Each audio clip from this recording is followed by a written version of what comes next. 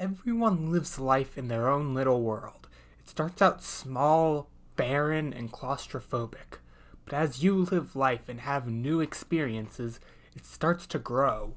Every time you eat a new food or try a new activity, borders of your world expand just a little. It doesn't even matter whether you liked the new experiences. Just by having them and developing an understanding of them, they become a part of your world and make that world bigger and more detailed.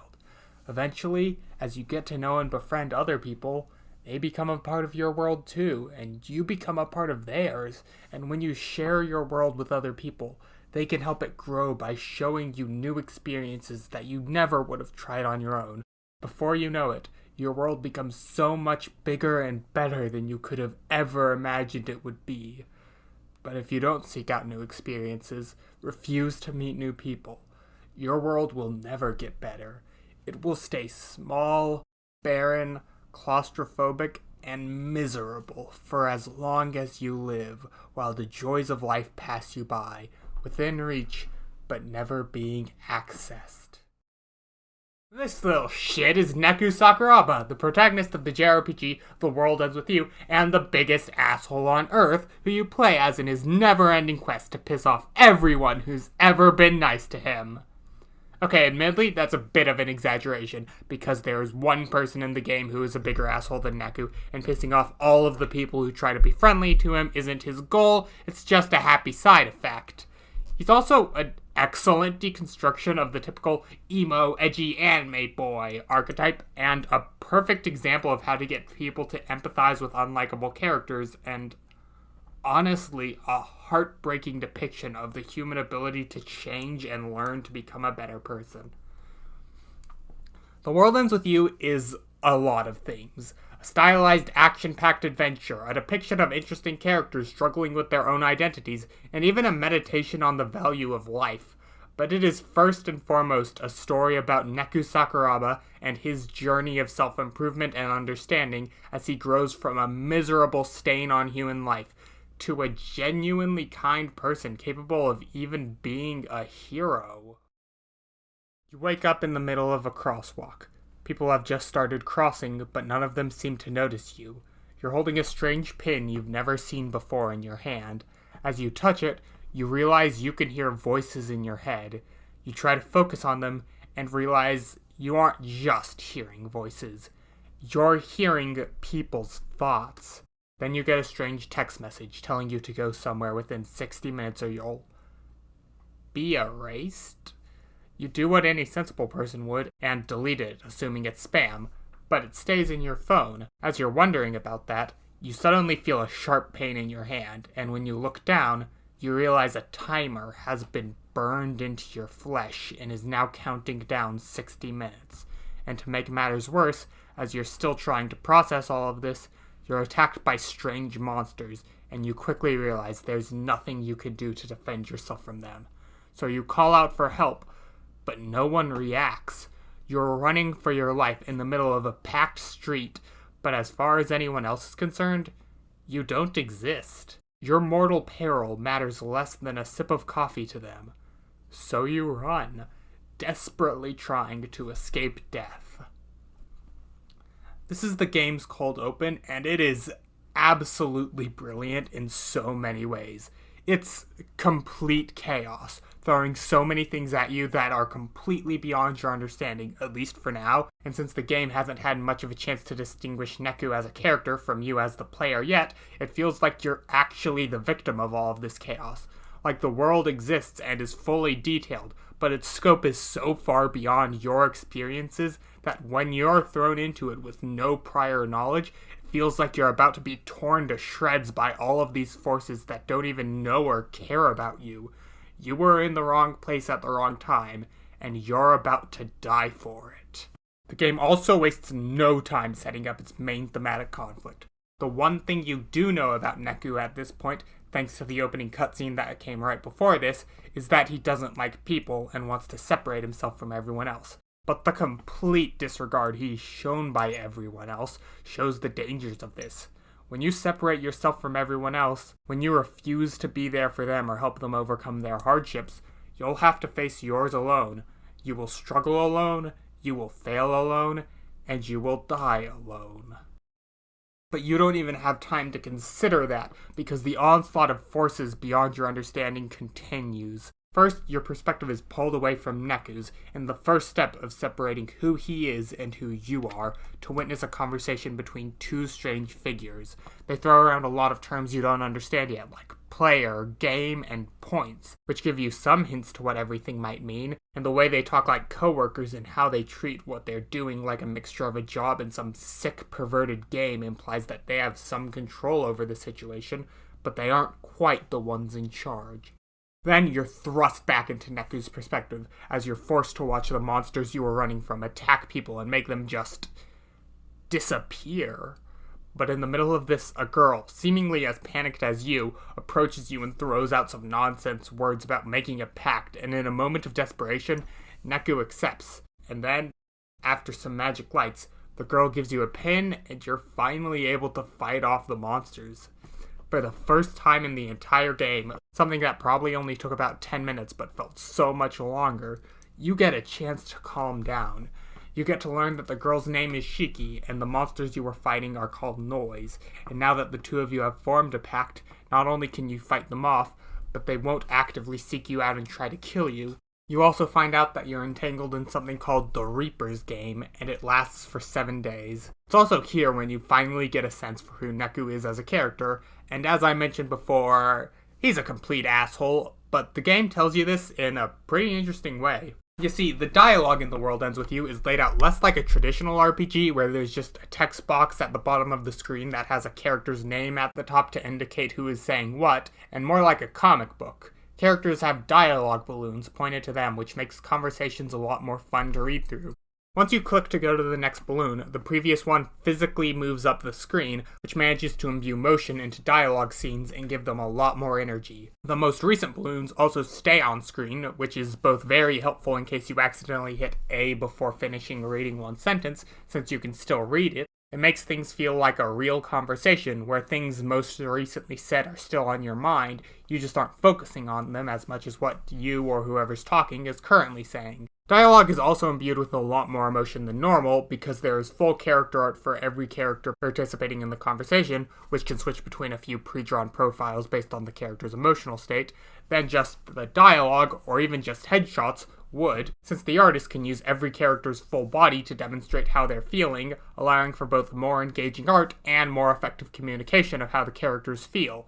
But the detail of the dialogue system that's most pertinent here is the balloons themselves. They aren't all the same, they also change based on the context of how the character is talking. They're straighter and pointier when the character is shouting, and curvier and more normal when they're just talking. But because you share your perspective with Neku, and thus are privy to his thoughts, he also has thought balloons in addition to the dialogue balloons that slot effortlessly into the conversation, and the way they're utilized in this scene with Shiki really highlights just how much of an asshole Neku is.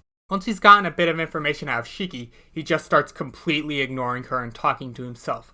She asks about his name a few times, but every time she does, it's pushed out of frame by the barrage of Neku's inner monologue. Thanks to the dialogue system itself, we're visually shown Neku pushing Shiki out of the conversation once he's gotten what he needs from her. Like he sucked out the only value he thinks he needs from her, then pushes her aside like she's yesterday's garbage, not even telling her his name despite the fact that she just saved his ass. And since there's basically no difference between speech bubbles and thought bubbles visually, it really shows how little of an effort Neku would have to make to include Shiki, but he's completely unwilling to do even that. He doesn't voluntarily talk to her until he tries to leave on his own, and even then, it's to get mad at her for following him. And he doesn't even let her properly explain important information about their situation that he doesn't know without snarking at her and treating her like she's an incompetent idiot. At this point, you probably agree that Neku is literally the worst, but the game isn't just showing you that he sucks, it's taking particular care to depict how Neku's constant rejection of others isn't just bad for them, it's bad for him too. Neku is fundamentally crippled by his own inability to work with others. He didn't understand the situation on his own, he couldn't fight the noise on his own, and he didn't understand the instructions he got from the text he got on his own. In fact, he wouldn't have even tried to listen to the assignment on his own, And even if he had, he needed Shiki to explain that it was directing them to the department store 10-4, which he wouldn't have even been able to get to on his own because the Reapers, the characters who run the titular game, had put up an invisible barrier preventing anyone from getting to 10-4 until they'd made a pact. And soon, you find out that getting to 10-4 was particularly important, because the entire premise of the Reapers game is that you complete one task every day for 7 days, and if you fail even one, you'll literally be erased from existence. So without Shiki, Neku would have just been dead on day 1. This is all very important to establishing Neku's want versus his need, which, if you don't know, is a popular way of breaking down character arcs. At the beginning of the story, every character usually wants something, whether it's as simple as to get a new pin, or as elaborate as finding the Holy Grail, which will grant you immortality and purify your soul, or whatever. But if that character is meant to have an arc, they usually need something different. Maybe a character wants to gain immortality by finding the Holy Grail, but what they need to do is admit that they don't need immortality, and be able to give their chance at it up in favor of a short life of happiness spent with those they care about. At the beginning of The World Ends With You, Neku wants to exist completely on his own and not have to deal with people, which is even visualized by his headphones, which he puts on in the opening cutscene to shut out the voices of the people who surround him. But what he needs is to appreciate the value of people and learn to be kind to them and integrate himself with the people of the world, as opposed to trying to separate himself from them. This want versus need is developed enough that The World Ends With You would be a good enough, if not super remarkable, story if it just did a flat-out presentation of this one idea, but it is not satisfied with that. The game takes great pains to show what it would take to change someone who is willing to commit to never wanting to engage with someone else ever again, to someone capable of having genuine friendships. And it also delights in asking why Neku needs to be able to do the latter, using the importance of having people in your life as a lens with which to view culture, personal differences, and even life itself. The game continues to develop this theme on the next day, when, after Neku was particularly rude for Shiki, not only ignoring her comments, mentally insulting her and pushing her aside, and even shouting at her just because she wanted him to actually talk to her, the two meet Beat and Rhyme, two other players who formed a pact with each other. Despite some initial hostility based on Beat thinking Shiki and Neku are Reapers, the group gets on friendly terms pretty quickly. Or rather, Beat and Rhyme get on friendly terms with Shiki, and Neku continues to ignore everyone, and the conversation between the two and Shiki is a really great moment of subtle details. For instance, when you, the player, ask Rhyme and Beat for information, you aren't controlling Neku's choices like you do 99% of the time you make a choice in-game. Instead, the game subtly shifts it so that you're controlling Shiki's choices, because Neku isn't willing to engage with other people, but Shiki absolutely is, and it's a nice little way to make the conversation interactive for the player without breaking characterization. Rhyme and Beat's dynamic also acts as a nice foil to Neku and Shiki's. They have similar personalities, Beat being the hothead who's more willing to solve problems with force, with Rhyme being the calmer, friendlier of the two, but where Neku's personality and values keep him and Shiki from being real partners, Beat and Rhyme complement each other perfectly. Beat is able to deal with physical problems more easily, but Rhyme is better able to think through problems and can calm Beat down easily so he doesn't screw things up. It's a very good example of how a partner relationship should work and how fundamentally broken Neku and Shiki's is, because no matter how kind or willing to reach out to Neku Shiki is, she can't compensate for his complete unwillingness to reciprocate. And this. Would you believe me if I told you that after you beat the game, this introduction would break you? Because it will. At the end of the conversation, Beat suggests that everyone work together, since they all think the game is just going to get harder, and everyone is actually on board, since there's not really any downsides. Except, of course, for Neku. After all, he's got characterization to stick to. He refuses to work with any of them, including Shiki, and calls them all dead weight, and insinuates that they all might be Reapers just trying to screw him over, which pisses off Beat, because of course it would. And it causes him and Rhyme to leave upright, ruining a really good opportunity they all had. So Neku needs to change, but what could make him? He just rejected a chance to have two other people help cover his work with no downsides. His view of the world is so warped that he's convinced himself even things that would very obviously only be helped by other people would still somehow be hurt by them. Is there anything that can convince him to change? Well, the answer comes after that day's mission, when Neku and Shiki are approached by a Reaper who offers Neku an out. He just has to do one bonus task, and she'll let him out of the Reaper's game. Once he accepts, she tells him that if he fails, she's going to erase him, something that shocks him, but probably doesn't scare him too much, considering that those were already the stakes of the game. But then the Reaper tells Neku that for the task, he has 1 minute, and he has to erase Shiki. For the first time ever, Neku falters. He's an ass, but he's not a murderer. There is a line, and he won't cross it. At least he wouldn't. But his own life is at stake. Based on his record, you would probably expect Neku to decide to just kill Shiki to save himself. But he doesn't. He's still unsure. He can't decide if it's worth it to kill, even to save his own life, the only thing he's shown regard for the entire game. But then the Reaper throws a curveball. She tells Neku that Shiki hasn't been spying for them. Shiki tries to tell him that the Reaper is lying, but unfortunately, Neku remembered something. Ever since he met her, Shiki's been checking her phone regularly, even asking it to help her, but their phones don't work in the Reaper's game. So over Shiki's cries, her begging him to listen, Neku turns his abilities on her and begins to telekinetically choke her, and then the chapter ends. This is one of the most pivotal moments in the game. We already know that Neku is a bad person, but we didn't know how far he was willing to go. This is the moment that he's put in a fully uncompromising position. The Reaper finds the line that Neku isn't willing to cross and puts him in a position where he has to choose his selfish, toxic worldview or his morals. One criticism I've seen of The World Ends With You, mainly from Zero Punctuation, is that it doesn't give the player enough choice in what happens, and I feel like a lesser game would make this the choice of the player. I mean, it's a pivotal choice in an RPG. Of course the player should get input, right? But compromising the player's autonomy both makes Neku feel much more fleshed out, as he isn't a hollow compromise between being his own character and a vessel for the player. It also makes moments like this feel so much more emotional. Neku chooses to save himself and kill someone else, and it is heartbreaking. Watching this scene, Neku feels like a monster, his real malice rising to the surface, and you can do nothing to stop it. You don't just dislike Neku, you aren't just annoyed by him. You hate him. You hate him for doing this. And so does he. The next chapter starts and Neku wakes up in a dark building.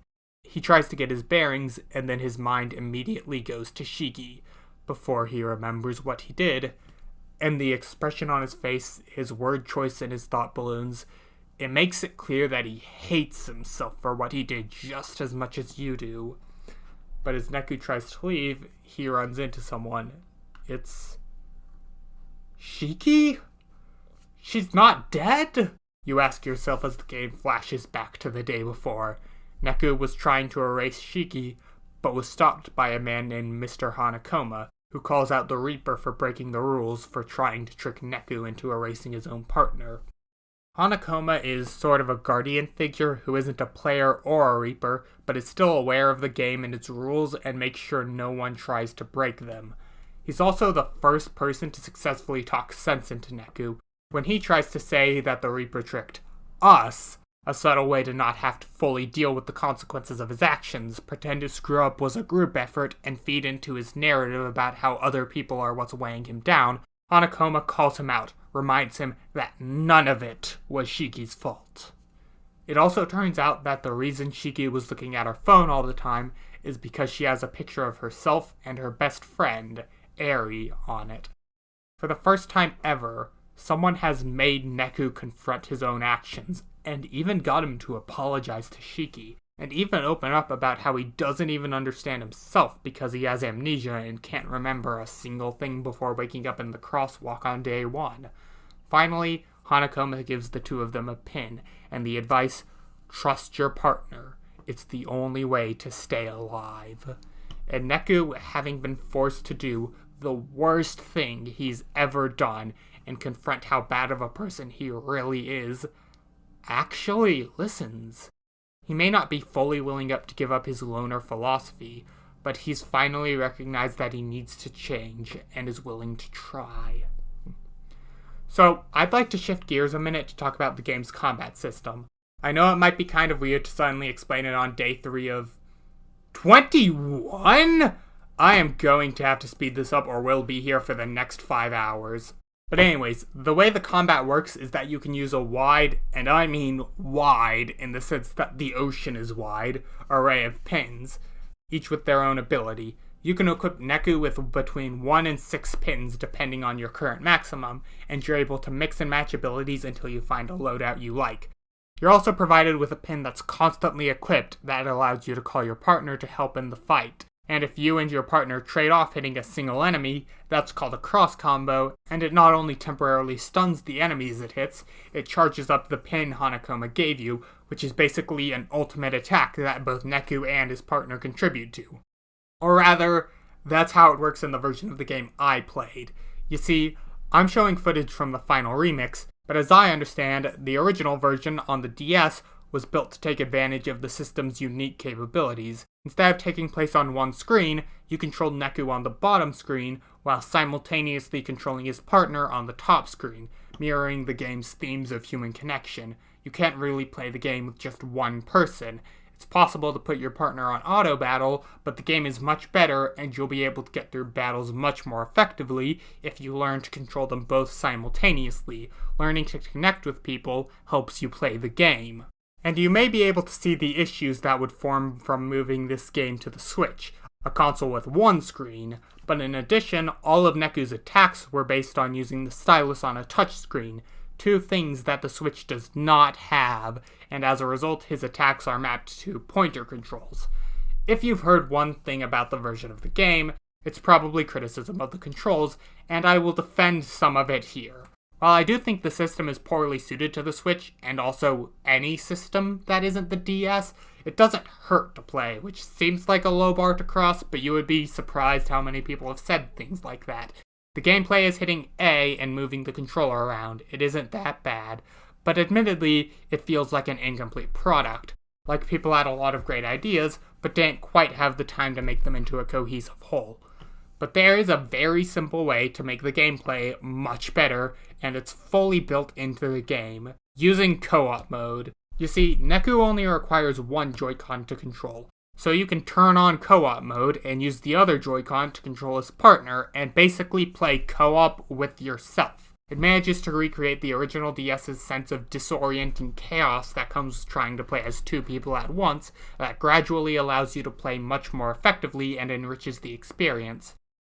Jumping back to day 3, there's another flashback to what Hanakoma told Neku and Shiki the day before, in which he explains one of the main concepts of the game. Despite being in a Shibuya, you aren't really in the city of Shibuya. You're basically in an alternate plane of existence, called the Underground, or UG for short. You exist in the same space as the real Shibuya, also known as the Real Ground, or RG, but the people in the RG can't see or interact with the people in the UG, which is why no one ever saw you before. The UG is also run by some mysterious figure called the Composer, who's in charge of not only the Reaper's game, but apparently all of the UG. This also pushes the question, how did Neku and Shiki get involved with that? It was already questionable how they became a part of this weird death game, but if it's not even taking place in proper reality, it's hard to imagine how they would have joined, even if they wanted to. On day 4, things finally calm down. The mission is just to take a 10-minute walk, and the Reapers don't even put a time limit on it. You just get time to soak in the world of Shibuya and experience the game's characters. The two pairs are even finally working together, which Neku admittedly isn't happy about, But in an honest moment of growth, he was able to admit that Beat, Rhyme, and Shiki aren't his enemies and there's value to working with them, at least to himself. You get to talk with Rhyme and find out that she has a brother she misses. You learn about Shiki's interest in fashion, and even Beat's dislike of Neku starts feeling more like he's trying to have a friendly rivalry with him. Up until now, it felt like you were trapped in a never-ending cycle of chaos. But now, even though you know something's probably up, you don't have to deal with it. So it just feels like a chance to catch your breath and enjoy the world. And then Rhyme dies, and the illusion shatters. Beat is dragged away by Hanakoma, who's trying to help him survive now that he's without a partner. Shiki and even Neku manage to step up and avenge Rhyme for him, but once he's gone, their brave faces falter. Neku retreats into his shell, unable to deal with the grief, and resorts to his dismissive worldview because he doesn't know how else to cope with the pain, shouting that he's better off without Rhyme because the only thing she ever did was make him hurt, and insisting that he wasn't friends with Rhyme and didn't really care about her, all the while he knows what he's saying isn't true, that he feels terrible, but he just can't rationalize it.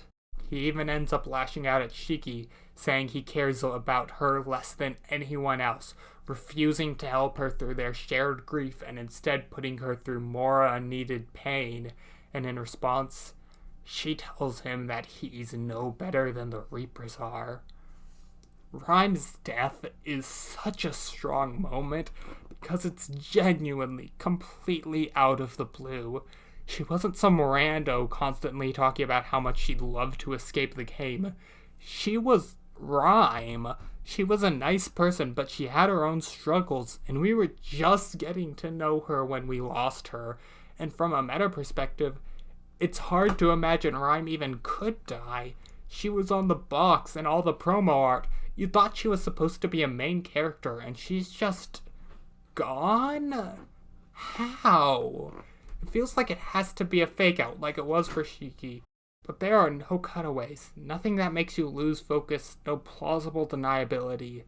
Deep down, you know that Rhyme really is dead. More so than you realize, because as you soon find out, you're all dead. The Reaper's game is a test for people who have recently died to see if they deserve a second chance at life. The UG is some kind of limbo, and erasure isn't just a kinder word for dying. It's literally becoming nothing. Your soul, body, and mind all are entered nothing but cosmic ash in the wind as you blip out of existence, and nothing about the world meaningfully changes. And the most important thing I think this revelation does is shine a light on what Neku's ideas really mean. At the beginning of Day 4, before you even got the day's mission, Beat, Shiki, and Rhyme are people watching, just sort of talking about crowds and what they're like. When Beat starts talking about how frustrating it is that there are so many people right in front of him within reach, but that he can't see or touch them. But Neku loves it. The UG is everything he ever wanted. A place where he could ideally just do his own thing without ever having to compromise or be weighed down by other people. Where he doesn't have to deal with their existence. He calls it a dream and wishes that the dream wouldn't have to end when the game does. And with the revelation of what the game really is, you realize that Neku's ideal life is functionally indistinguishable from being dead. When writing a story like The World Ends With You that is first and foremost about the protagonist and their journey, it's very easy to make the rest of the characters flat props made to develop the protagonist and nothing else. And while the game hasn't fully fallen victim to this, the other characters all at least have personality. They pale in comparison to the pains it's taken to explore Neku's current worldview, so sometimes it kind of feels like the other characters, particularly Shiki, aren't really people. So when, on Day 5, the master of this week's game approaches Shiki specifically, the layers of who she really is start to pull back. The next day, Shiki isn't acting like herself at all. She's not peppy or happy, and every time Neku comes up with an idea for the mission, she's completely pessimistic.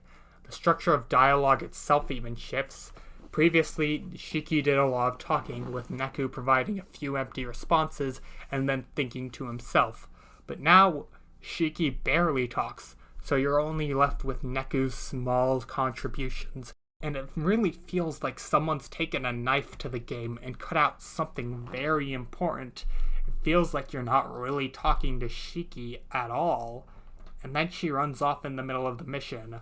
When Neku catches up with her, Shiki says there's no point in completing the mission.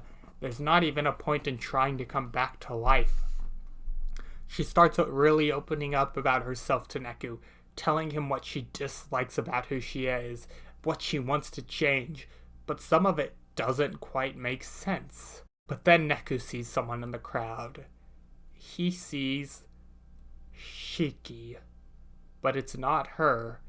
It's Eri, her friend, the one she has a picture of on her phone. But it turns out the person we thought was Shiki was Eri, and the person we thought was Eri was Shiki. Shiki hated herself. She just wanted to be someone she liked, and that someone was Eri, because Eri was smart, nice, and talented. It was everything Shiki had wanted for herself. When she woke up in the UG, her dream had come true.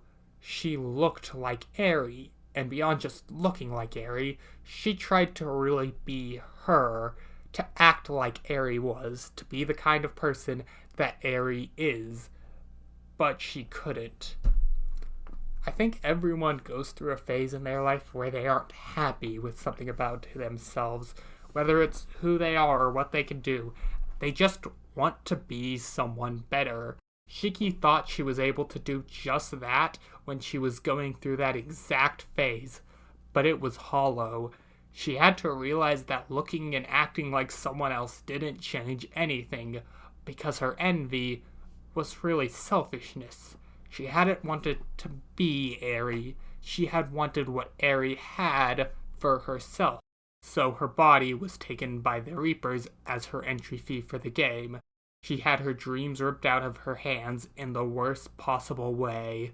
She wasn't able to grow past her envy in a healthy way and learn to appreciate herself, so she lost her glimmer of hope and was left with nothing but hatred and emptiness. It's a fantastically heartbreaking character turn, which explains past events so they make better sense than they did when they were first presented to us.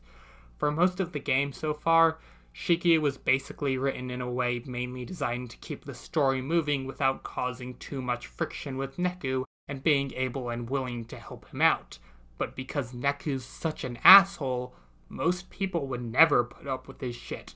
So Shiki had to be written to be so nice and understanding of completely intolerable behavior just for the sake of the plot and pacing that it makes her seem like a female character whose only narrative purpose is to constantly reassure and support the male character in her life despite him being a terrible person, which is, let's just say, not great. But this recontextualizes Shiki. The reason that she was so kind to Neku despite him treating her like garbage is because she kind of agreed with him. She hates herself so much she doesn't think the insults are an intolerable character flaw on Neku's part, but rather what she has coming. And she's so dedicated to trying to put up the act that she's like Eri that she doesn't show the effects everything has on her self-esteem, because she's supposed to be happy with herself now. Right? She's like Eri. Isn't this what she wanted? All she has to do is keep being peppy and bubbly like Eri would, and she'll get what she wants, right? She seemed like a flat character because she was wearing a mask to hide who she really was. This is what finally makes Neku able to see her as a person, not her constant kindness, but her problems. In Neku's mind, he was a complex being with issues and thoughts, but all he could see of other people was their surface-level personalities. It was like they were missing a dimension to him, and because he never got close enough with someone for them to open up to him, He couldn't really see anyone as a fully fledged person like himself. But in this moment, he finally relates to Shiki, and because of that, he can finally understand her and engage with her as a person, and he helps her. He tells her that he likes her for who she is. He finally gives her the kindness she doesn't think she deserves. He helps her become a better, happier person, and in doing so, he's finally able to take his first big step in improving himself. They finally become real partners, and with their new mutual understanding of each other, they manage to defeat the Game Master and win the Reaper's game. You wake up in the middle of a crosswalk. People have just started crossing, but none of them seem to notice you. You're holding a strange pen you recognize as the player pin. You get a strange text message telling you to go to 10-4 within 1 hour or be erased. You are still in the Reaper's game. Week 2 is absolutely brilliant, and this is the perfect way to start it. By the end of week 1, you were probably questioning whether the game would really end when the Reaper's game did. There's some unresolved plot threads, and you haven't been playing for that long, right? But at the same time, everything feels so conclusive. Neko and Shiki are growing as people. You're about to beat the Game Master, and you've been really sucked into the game. Maybe more time passed than you thought. But even if you did expect the game to continue, you were expecting some explanation. Maybe you'd even be exploring the UG outside of the Reaper's game. But in the second you're expecting an explanation to come, you get the last thing you expected. A repeat of day 1. It takes a couple of seconds before you can even figure out whether you're playing the Reaper's game a second time or there's just some time manipulation going on. But once you know, your disorientation gives way to anger.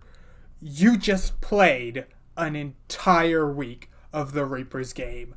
You did everything you were told, but they still put you back at the start and treated everything you did like it was worthless. Did the last 24 pages of the script mean nothing to you? God, this video is going to be long. And I think this is a great opportunity to talk about how the game weaves together your feelings and Neku's while keeping Neku a distinct entity from you. Because Neku is a player avatar, the game can get you to feel the exact same as him, or a different way, if need be. For instance, for most of week 1, Neku is annoyed by Shiki, but the player isn't, because she helps the player's understanding of the world and helps you in fights, all without negatively impacting your progress at all until day 6, when you're already invested in her as a character. But by throwing Neku back into the game and making him restart, it makes both of you angry because you put a ton of work into beating week 1.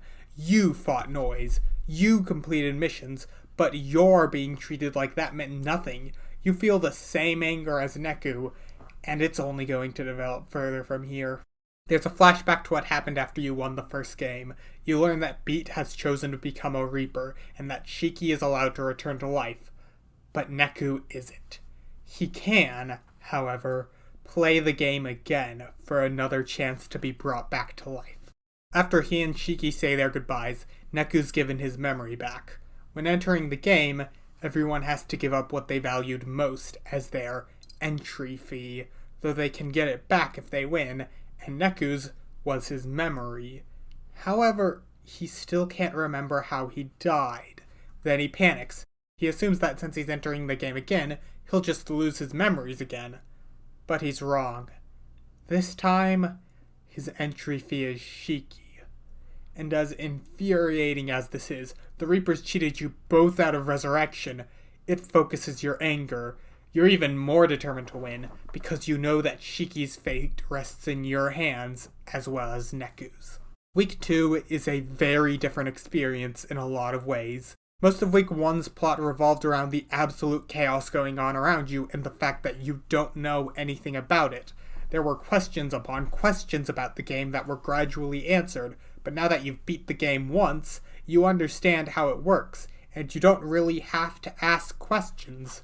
The lack of questions on its own wouldn't kill The World Ends With You, since by this point you're probably invested enough in Neku's growth as a person, or at least in rescuing Shiki, to continue playing.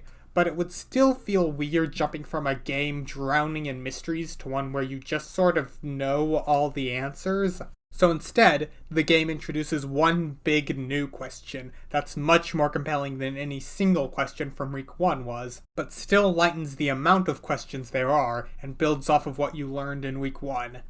Neku's first priority in Week 2 is to find the best player he can to partner up with, but he gets attacked by noise before he can find someone. And then a boy named Joshua somehow makes a pact with him without his knowledge or agreement. Joshua seems to know a lot about the game and tells Neku that he's been watching him, but Neku doesn't understand how, given that Joshua couldn't have been a player in the last game since he hadn't been there at the end.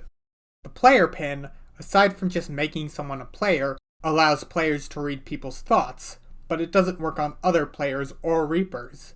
But Neku realizes it does work on Joshua. The question at the heart of Week 2 is very simple. Who is Joshua? Thematically, he's the perfect test of Neku's character development. At the moment, the embodiment of Neku's growth as a person is the advice, trust your partner, that Hanakoma gave him. His arc in Week 1 was specifically about learning to open up to and care about his partner, Shiki, and he's trying to carry that lesson over to Joshua. But on Week 2, Day 2, Neku realizes Joshua is on his phone, not just looking at something like Shiki did, but talking to someone. Concerned about what Joshua might be doing, Neku scans him again, and he sees a player pin being dropped onto his dead body. For Joshua to have seen that, he must have been there when Neku died, and the suspicion only builds from there. Joshua wants to ignore the missions and let other players finish them instead. Despite being a new player, he knows things about the Reapers that even Neku doesn't, and he seems to have some sort of pre-existing relationship with the new Game Master. But so does Neku, even though he can't remember it, despite having all his memory back, aside from how he died. Your suspicion and distrust of Joshua is also fueled by just how much of the game makes you hate him. Do you remember at the beginning of this video when I said that there was one person in the game who was a bigger ass than Neku? I was referring to Joshua. Kind of. It would be more accurate to call Joshua a reflection of who Neku was during Week 1. He constantly insults his partner, derides their intelligence, never answers their questions, keeps a lot of important information to himself, and always claims that their contributions to the mission are worthless.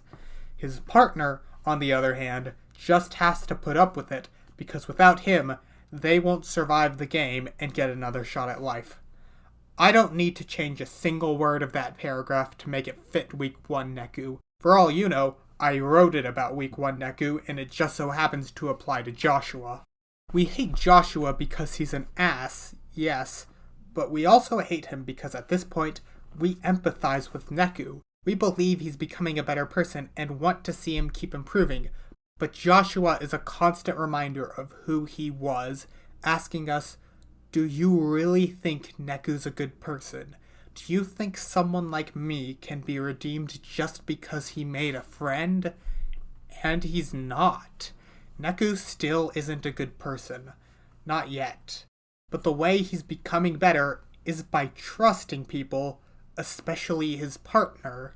So in a weird way, we're incentivized to believe Joshua is trustworthy because he's Neku's partner, because he's another chance for Neku to find redemption. And I love the way that this dynamic is reflected in Joshua's gameplay style.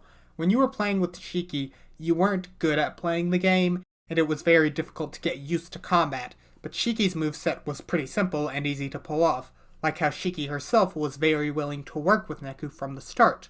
By the time you play with Joshua, you're much better at the game, but fights are arguably harder because his moveset is so much harder to get used to, just like how Joshua himself is hard to get along with, despite Neku himself getting better at connecting with people. But he's not impossible to work with, and you can sync up with him, just like you can start to trust him in the story. You find out the person Joshua had been talking to wasn't a Reaper. It was Hanakoma.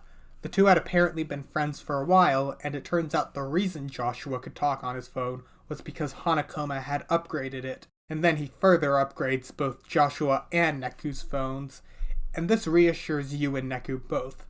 Joshua might be terrible, but you trust Hanakoma, so you think Joshua's a prick, but he might not be evil, and it feels like this desire to trust Joshua is rewarded with answers. Hanakoma tells you that Joshua was able to see people in the UG while he was still alive, and he drops the title of the game.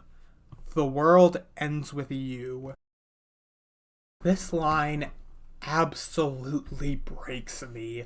I think it's the perfect embodiment of everything the game's saying, and it's something that has genuinely helped me improve as a person. In the introduction, I talked about how people basically live in worlds of their own, and this is what the line is referring to. Your world ends where you choose. If you refuse to seek out new experiences, your world won't grow, and the longer you refuse to let it grow, the smaller it will feel. In the context of the game, this is the explanation for why Neku's worldview was so wrong. He thought the only thing he needed was himself, but he didn't realize that by shutting out everything and everyone else, he kept the world pathetically small, and that to enjoy your life, you need to expand your world. Doing the same thing over and over again, all on your own, won't make you anything but cold, miserable, and alone. It also serves as one of the foundations for Neku's new worldview. After all, you can't exactly just tell someone that their entire worldview is wrong and expect that to be the end of it. People need things to believe in, ideas that drive their actions, and the entire game prior to this has just been tearing down Neku's old worldview, getting him through the process of no longer being a bad person.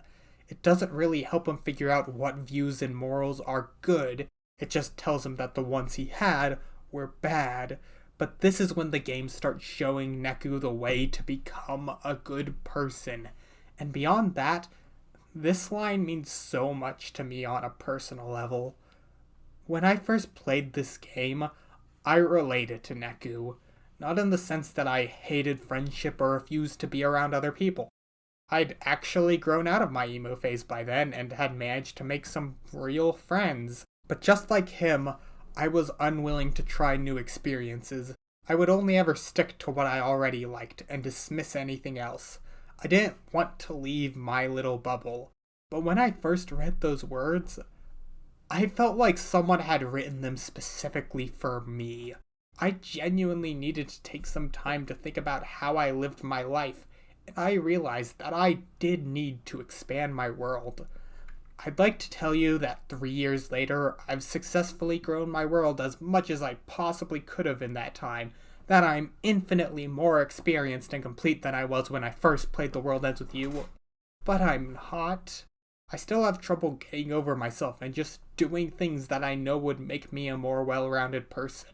Sometimes it's hard to apply lessons you've learned, but I can say that I've still taken opportunities I never would have considered because of this game, and learned things about myself. Even now, when I'm in a dilemma about what to do, I try to remind myself that the world ends with me, and that it's important that I never stop growing. It finally feels like you're starting to understand Joshua, but that can entail hearing toxic things that he genuinely believes. Later that same day, he tells Neku that there's no reason to try to understand people, because people just can't understand each other. They're too complex and different for each other. That living in a community is stifling because of how complicated it is, and all of those complications do nothing but hold you back, so you're better off living with other people. Do you remember what got Neku to finally start empathizing with Shiki? It was seeing that she was her own person. It broke down his worldview, but here, Joshua has dressed that worldview up, tweaked it so that the complexities of other people only provide more reason to avoid them, and returns it to Neku. It's the ultimate way to tempt him back into his old ways, especially since Neku has been stuck with Joshua, someone he doesn't think he can understand, and Neku starts to buy into it. The next day, he asks Neku the armor-piercing question. Do you really want to come back to life? You are equally alone in the UG and RG, so what's the difference between being alive and dead? He doesn't care about getting an answer. All he wanted was the question. Slowly but surely, Joshua is breaking Neku down. But there's still little moments that help Neku remember how people can help him. He and Joshua run into two other players, Soda and Now, and during a conversation, Neku ends up admitting that it's his second time playing the game and that it's his fault Shiki didn't make it back. But Soda and Now are such wholesome rays of sunshine, telling him that there's no way she would mind, that they would easily be the entry fees for each other, and they tell him that it isn't his fault, that he's the Reaper's victim, not the one who took away Shiki's second chance. And they're the first people this entire week to finally make Neku feel good about something, and it's just so heartwarming. They even managed to counteract Joshua's terrible advice. They tell Neku that even if only one player gets a second chance at life, they aren't going to hurt the other players for it, because no one deserves it more than anyone else. And this helps Neku see beauty in the complexity. Sure, there's a million different kinds of people in Shibuya, but if there weren't, there wouldn't be people like Soda and Now, and every one of those people, with their own worldviews and philosophies, no matter how complex, are all worth the same and worth getting to know. But then Neku scans Joshua again, and he sees the same scene he saw before. But Neku isn't just dead this time. Neku saw Joshua fire a gun at him. Now he knows for certain that Joshua is the one who killed him, but he can't do a thing about it. Joshua is his partner, and no matter how much Neku hates him, he still needs him. But while you've been busy dealing with Joshua, sinister forces have been at work behind the scenes of the Reaper's game. Black noise that hurt Reapers and can only be hurt by combo attacks are appearing. The new Game Master, Sho Minamimoto, stops giving out missions and draws strange graffiti linked to the black noise. And Beat, now equipped with wings and a noise, has been assigned to kill Neku, and it's clear that he hates you. And I think the genius of this plot beat is in how Neku and Beat's relationship started. Beat was perfectly happy to team up with Neku, be friends even, but Neku was the one who drove him away. This entire subplot is Neku dealing with a potential friend that he turned into an enemy. Beat has all the reason to kill you, but he doesn't. You fight him a couple times, but he always leaves before the fight is over, claiming that Neku and Joshua are too weak to waste his time on. But it's clear that deep down, Beat doesn't want to kill you, despite his insistence that he does. But he still keeps coming for you. Even if he's not ready to wipe Neku from existence, he still hates him. And that's why I think it's genius that Neku doesn't ultimately stop Beat by defeating him. He does it by returning Rhyme's pendant, something Beat lost earlier. It's a great moment that shows that Neku has to deal with the consequences of his past, and more importantly, that he's willing to. And he doesn't try to use the pendant to get away from Beat, or to keep it from him like Beat thinks he will. He gives it back immediately because it's the right thing to do. Neku is finally doing things for other people because he knows it's a good thing to do. And later, Neku even tells Joshua that he wants to be able to talk to people, the one thing he's adamantly hated since the start of the game, because it's better to expand your world through other people. But before we can celebrate all this growth, Neku and Joshua are attacked by a taboo noise, the real name for the black noise, and Joshua uses his real power and reveals that he never died. He's been playing the Reaper's game while he's still alive. And this is the final straw for Neku. All this time, Joshua was playing this game for kicks. He wanted to be in the UG, but no one else did. His existence mocks what people have been pouring their sweat, blood, and tears into. Neku snaps, shouts that Joshua took his life from him, and Joshua only looks arrogant, and says that even if he did kill Neku, he can't do a damn thing about it because Neku needs Joshua to survive. Day 6 is chaos. The taboo noise are running wild, players are being erased left and right, and so are Reapers. You have the chance to step in to try to protect several people, even Soda and Now, but you can't do anything. All you get for your efforts are a few kind words from Soda before he disappears, unable to survive without a partner, and all Neku can do is mourn the lost players, growing as a person in a moment of insurmountable grief. On day 7, you and Joshua are the only players left. Your goal is the same as it was last week. Erase the Game Master, win the game. But things aren't quite adding up. The Reapers stationed near the Game Master don't seem to be expecting players. Even Minamimoto himself is surprised that you're there. It seems that he didn't send you the message that told you where to go.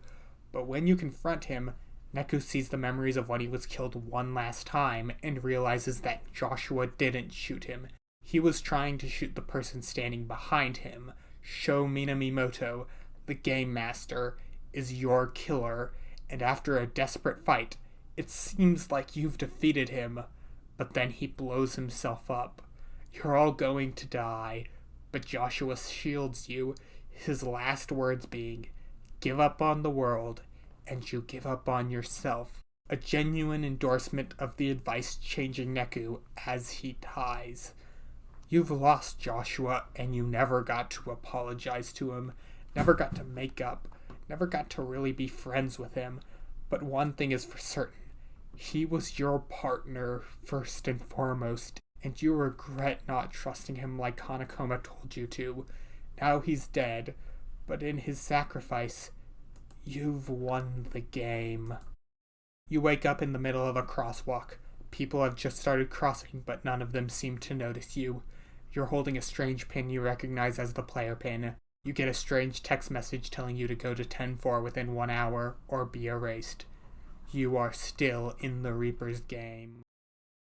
There is one more flashback. After you beat week 2, you came face to face with the conductor, leader of the Reapers and second in command to the composer once again. And he's decided that the last game is null and void because Joshua was alive. But you get one more chance. You can play the game a third time, but this will be the last time you're ever allowed to. Shiki is not released because the last game wasn't legitimate, so you have to pay one more entry fee. Every other player. You may be in the Reaper's game again, but this time you are hopelessly alone and utterly defenseless in a world where you can't survive without a partner. You're about to be erased, but then Beat swoops in. He makes a pact with you, saving your life and giving up everything he had as a Reaper, and he did it for no other reason than he felt he should help Neku since he'd returned Rhyme's pendant. Week 3 is unique. It's almost entirely done with the constant questions from the first 2 weeks. It's done with the rising action. This is the climax of the game, but it's also the final stage for Neku's evolution. Week 1 was about Neku learning that he needed to become a better person. Week 2 was a grueling test to see if he really could do it, and if he could, a way to show him how.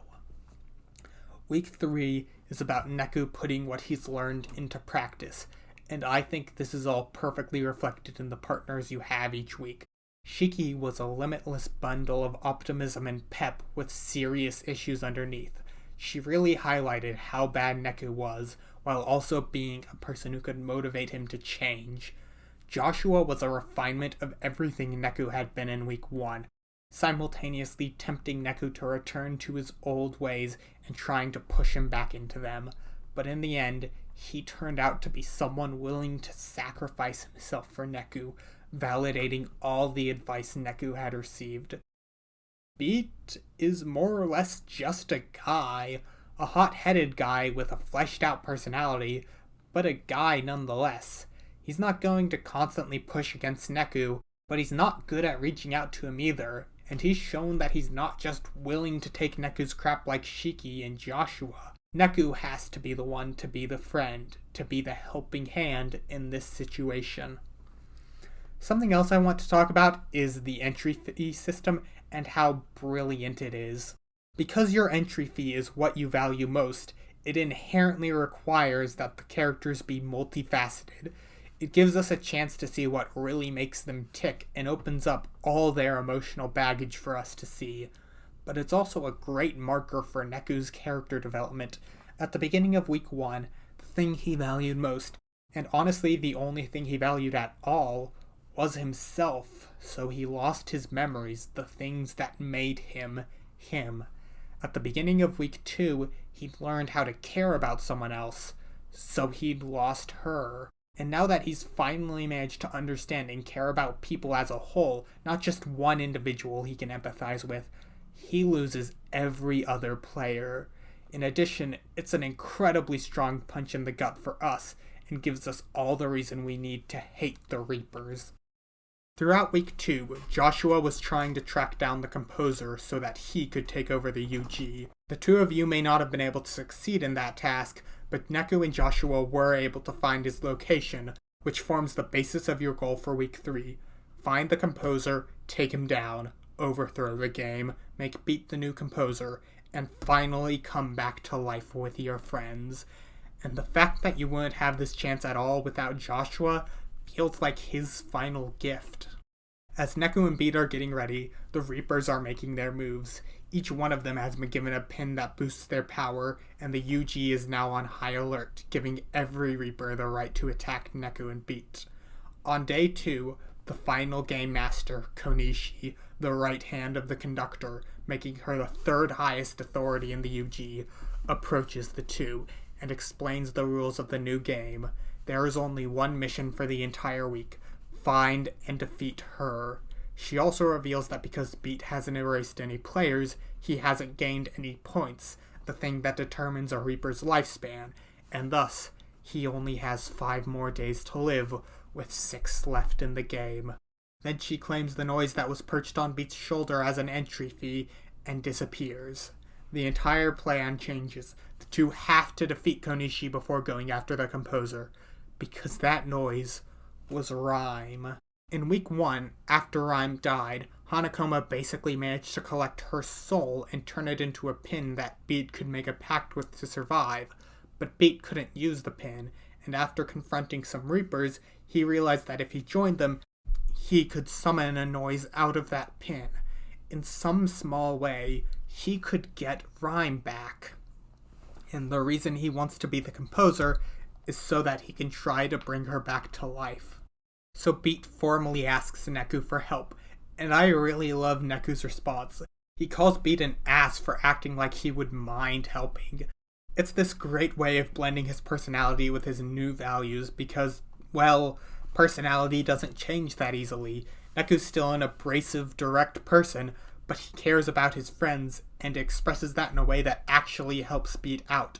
He even calls Rhyme his friend, which is a great resolution to when he refused to acknowledge they were friends after she died. It really shows how far he's come. On day 4, you wake up where Beat and Rhyme died. Beat and Rhyme are siblings, with Rhyme being the incredibly talented one, where Beat was just kind of a burnout. He wasn't really good at things, but his parents never stopped being hard on him, never let up. They always just compared him to Rhyme and made him feel like he was a piece of trash.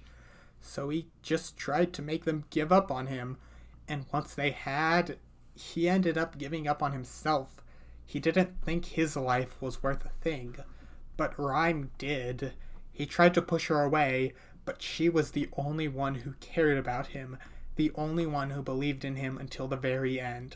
The day of their death, Beat had a fight with their parents and left the house.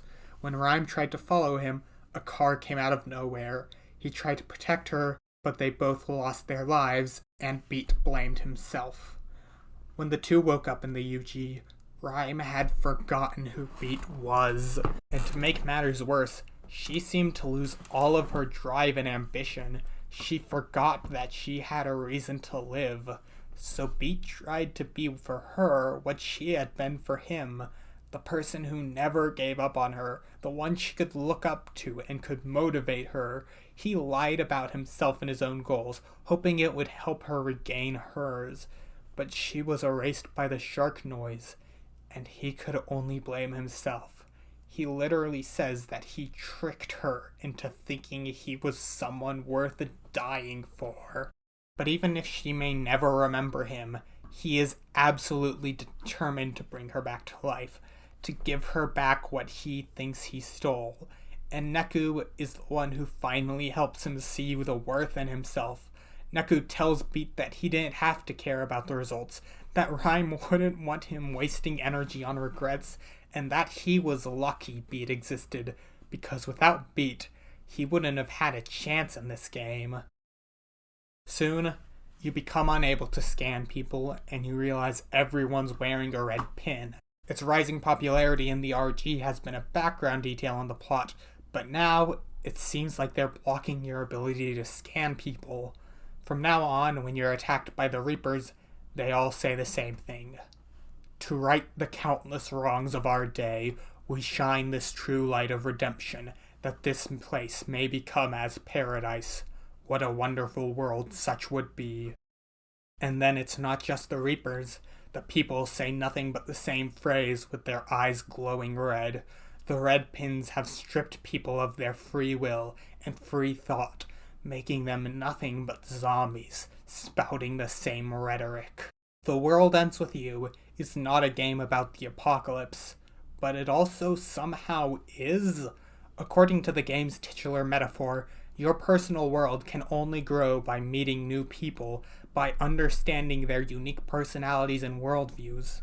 By stripping them of that, the composer, the person who made the red pins, has essentially destroyed the world, because there is no one left to give it meaning, to make it the world. And as you wander the streets of Shibuya, seeing the characters you've been watching for the entire game become nothing but shells of their former selves, that's exactly how you feel. On day 7, Beat is starting to fade away. You have to act now or never.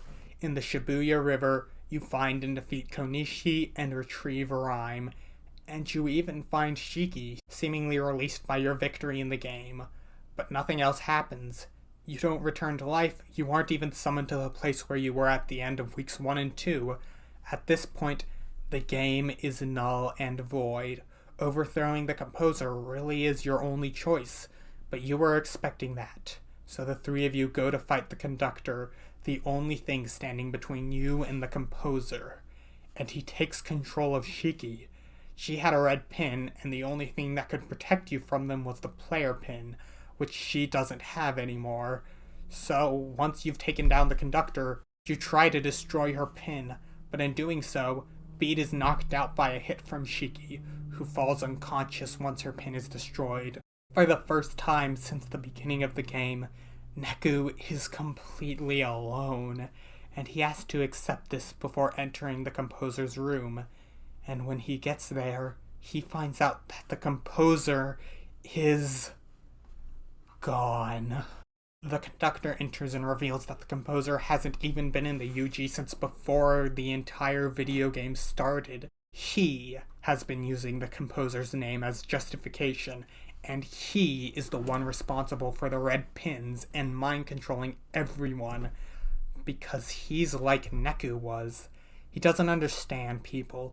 He thinks the constant clash of contradicting consciousnesses is wrong, that it hurts people, but he takes things further. He thinks that without individuality, things would be better for everyone.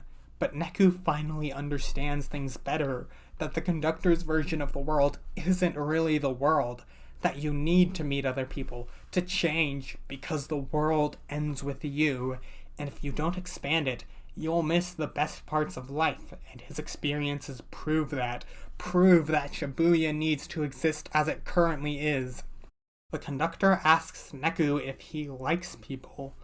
The answer is left up to the player, but at this point, I don't think Neku would say anything but yes. I think that the purpose of asking this is really to talk to the player. It's asking if you agree with Neku, If you've learned what the game wanted to teach you, I pressed yes, and I hope you did too. As the conductor gets ready to erase Neku, Beat and Shiki show up, having just barely woken up, and I think this is the game telling Neku not only is he not alone, he can't be. No one can be alone, and you shouldn't try to be. You have people near you. Trust them and reach out to them. This is the final rebuttal of Neku's loner mentality. Together, the three of you defeat him, but then Joshua shows up. He's alive! But the composer absorbs all three of your partners and gets ready to fight you, now that you're all alone. Except, you're not. Even captured, your friends still try to reach out to you, and they help you finally, fully defeat the conductor. Just in time to realize that Joshua is the composer. He wanted to destroy Shibuya because he couldn't see value in it. It's a city with infinite potential value, but with people too dumb and confused to see them, and he thought it would only make other places just as bad as it. But the conductor disagreed. In order to save the city, he entered a game with the composer. He had 30 days to remake Shibuya into something Joshua thought had value, and if so, Joshua wouldn't destroy the city. But Joshua would choose someone to represent him in the fight against the conductor, to prove him wrong, and if the conductor lost, he and Shibuya would both be erased. A month has passed, and the conductor has lost. He tells Neku it's all up to him with his last breath before he's erased. Everything Neku has done has been playing for the composer's team. Joshua returns Neku's memories of his death in full, and the game flashes back to that moment one single more time. Minamimoto, the second game master and the only Reaper besides the conductor who knew Joshua's identity, was trying to kill him, but failed and returned to the UG. The bullet Joshua shot really was the one that killed Neku. Neku can only see Joshua as a monster, but Joshua doesn't care and offers him one final game. They each get a gun and have a duel. Whoever wins will be the composer.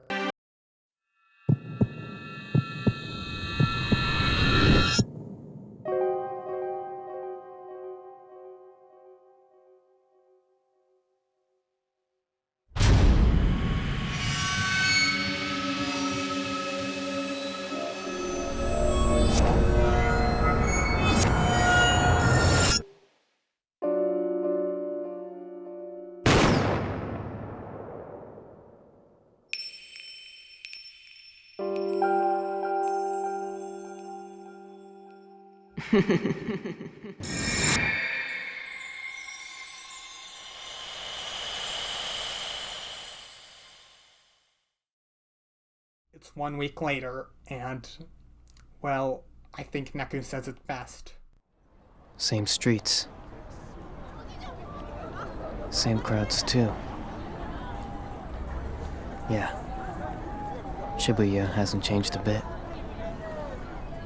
But still,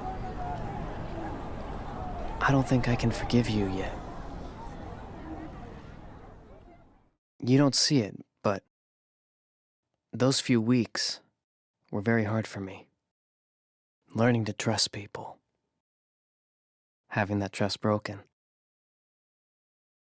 Finding out the town I pegged is small and stifling and empty. Wasn't any of those things. Let me in! Tell me what you're thinking! Only by allowing strangers in can we find new ways to be ourselves. I'm scared. Scared of getting a second chance. Listen up, Phones, cause I ain't asking twice. Please, help me. You gotta help me save her. Neku, that's the first time you used my name. But Neku, I thought you couldn't afford to lose. Give up on yourself, and you give up on the world. You ain't my partner anymore, man. You're my friend. Once you see the real me, will we still be friends? I'm glad I met you guys. You made me pick up on things I probably would have just gone on ignoring. Trust your partner. And I do. I can't forgive you, but I trust you. You took care of things, right? Otherwise, Shibuya would be gone, and my world with it. Hey, did I mention? I've got friends now. We're getting together for the first time in a week. See you there? Yo! Over here! So, I love this game, and this ending particularly. I honestly don't know what to say. I'm writing this part of the script, and I know I had something I wanted to say, but that's all just falling away, and I feel like I'm about to cry. I think it's beautiful that Joshua would try to win by choosing the most stubborn, unchanging person in Shibuya and putting him in the game, when that's what proved him wrong, because Neku changed, and if he can, can't we all? And the fact that Neku didn't win by being tough or even by being smart, but by trusting Joshua, by caring about his friend, it's just perfect. Please play this game. I know I just spoiled the entire thing, but it's still worth experiencing for yourself. And hey, there's still stuff I left out. Even the side characters have arcs in this game, and honestly, I think every character is likable. Even the ones who are designed to be hated just work so well that you can't help but love them. Literally, the only character in this game I don't like is the first game master, who's just kind of boring, but not that bad, really. This game has so much attention to detail, even in spots no one would fault it for neglecting. For instance, when you're shopping, you can read the shopkeep's thoughts as well as what they say out loud, and they get legitimately annoyed when you don't buy anything, so pretty quickly, I just decided I would buy at least one thing from every store I went to make the workers happy. And one place I think this effort particularly sticks out is the noise. They're not just monsters you fight, like they would be in any other game. They actually have thematic purpose. They represent people's negative thoughts and the things that make it hard to connect with them. So every time you fight noise, which is almost every time you get into a fight, you aren't just fighting random monsters. You're actively working to connect with people. And that's just awesome. What other game builds in a thematic conflict to every single fight you take part in? I will say that the game mostly lacks subtlety. You aren't ever going to miss what it's trying to tell you, but I think that's okay. Like, the dialogue in the game bears a passing resemblance to Kingdom Hearts dialogue, but the thing that makes Kingdom Hearts dialogue annoying is that the characters aren't really saying anything. The series' only real theme is light good, dark bad, so when the characters try to have deep conversations, it just sounds pretentious. But The World Ends With You has a lot to say. The characters may just be talking about the game's themes and ideas, but those ideas are deep enough and the characters' relationship to them is so complex that the dialogue is really intriguing and deep as opposed to pretentious. This game made me realize that subtlety isn't always a necessity for every story. It's a technique, a very useful technique that the vast majority of good stories use, but it isn't inherently necessary to tell a good story. The World Ends With You is getting a sequel soon. In fact, if I have this video out in time, it'll be out in a few days. And I'm just happy. I don't expect it to match the original. I think that would be an unfair standard. I just want to enjoy it. I want more stories in this setting, and I want The World Ends With You to have all the recognition it deserves. Hopefully the sequel will get more people to play the original. And hey, if you have a pathological fear of good games, well, I've just explained everything to you, so you can play the new one. I haven't seen most of the promotional material, but I like that there are new main characters. I think Neku and the gang's stories are over, and I don't want them to be undone. But even if they are, well, death of the author. I'll always have my version, and I'm excited to see what happens in the UG next time. And regardless of how positive or negative my thoughts are, I'll probably end up making a video on it. Thank you for watching, and it would mean a lot to me if you liked the video, subscribed, rang the bell, and sent it to some friends. I'd also like to thank my friend Isaac for drawing the frames from the beginning, as well as my new avatar art. They are amazing, he does great work, and I'll link his Instagram below. Please check him out. Until then, I just hope you can take from me what I took from this game. Please remember, the world begins with you.